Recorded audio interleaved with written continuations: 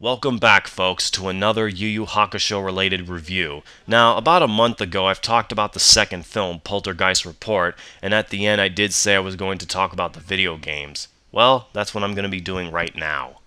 Not only am I going to talk about the 4 Yu Yu Hakusho games for the Super Famicom, but I'm also going to look at the ones for the Game Boy, Sega Genesis, Game Boy Advance, and the Sony PlayStation 2. So any further? On with the show.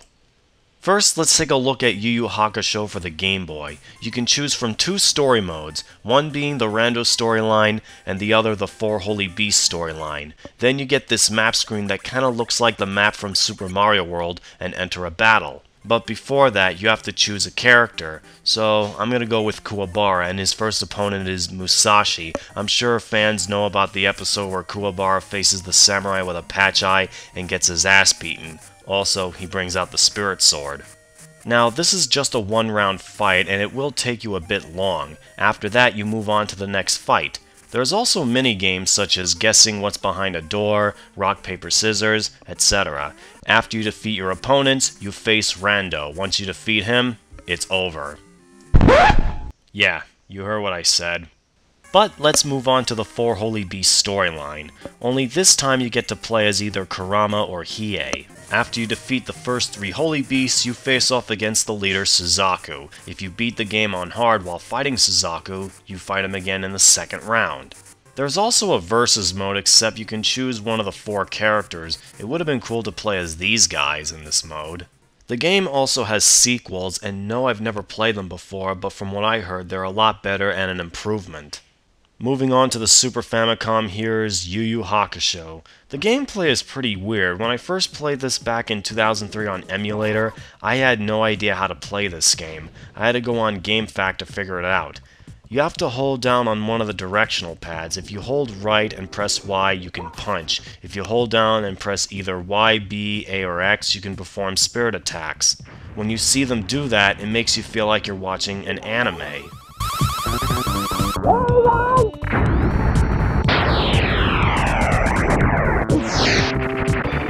The character voices are very hard to hear.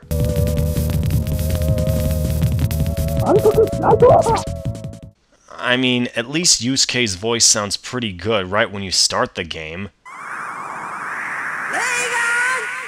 So why not have it during gameplay?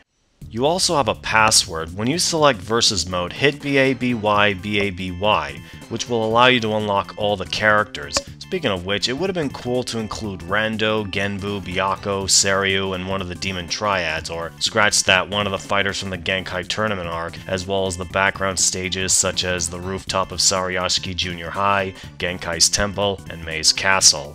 Overall, this is a really awesome game. Next, we got Yu Yu Hakusho 2, Kakuto no Sho. While the previous was a cinematic game, the sequel is a Street Fighter 2 clone. Many agree that the second game's gameplay is easier to understand, which is mainly true. The graphics look pretty good, and as for the music,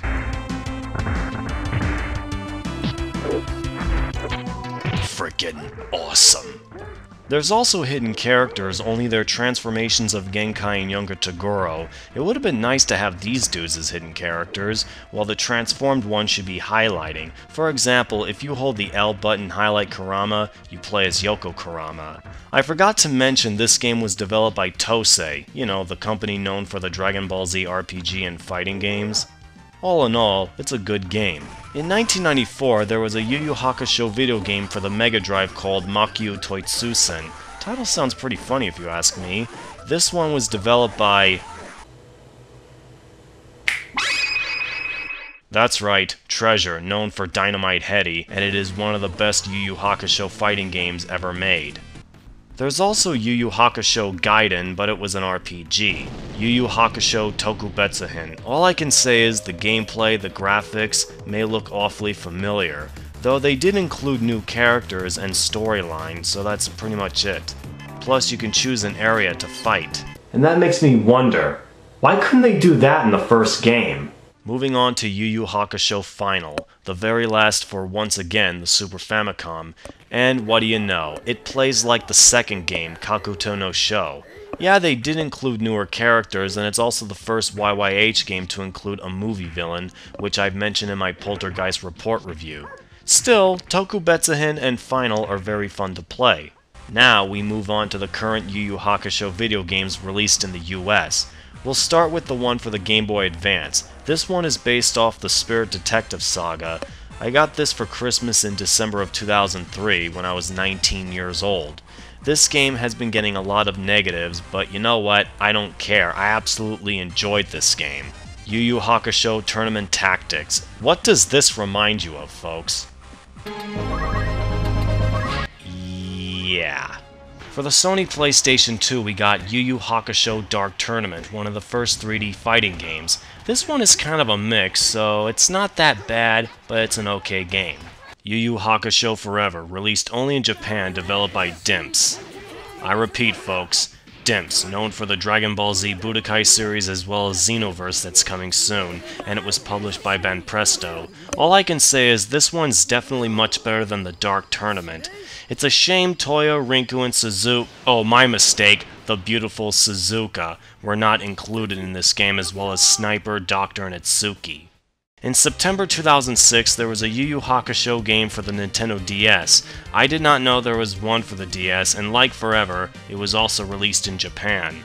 Then you got the Battle of Yu Yu Hakusho arcade released on the same date. I also heard that you can play as Kodo. You're joking. Warning! Fanboy backlash alert! Warning!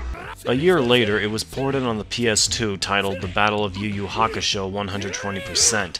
It's a great game, practically one of the best. It's also the first time Goki and Rando are playable. Hell yeah! It was really cool to bring back Suzaku, Rinku, and Toya, plus Itsuki, who hasn't appeared in a fighting game since Makyu Toitsusen and Tokubetsuhin. It's pretty sad they never put these characters in the game and have them playable. That would be cool. Well folks, that's all the Yu Yu Hakusho games I have reviewed, and before I end this episode, I have a huge request.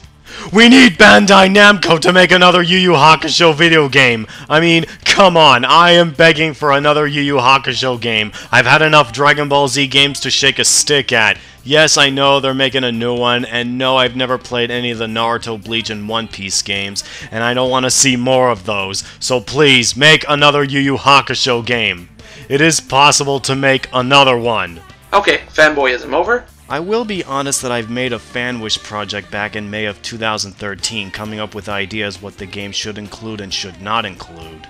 So anyway, this ends another installment of Yu Yu Hakusho related reviews, and until then, in the words of For Neverworld, I am Byakuya, and as always people, have an awesome day.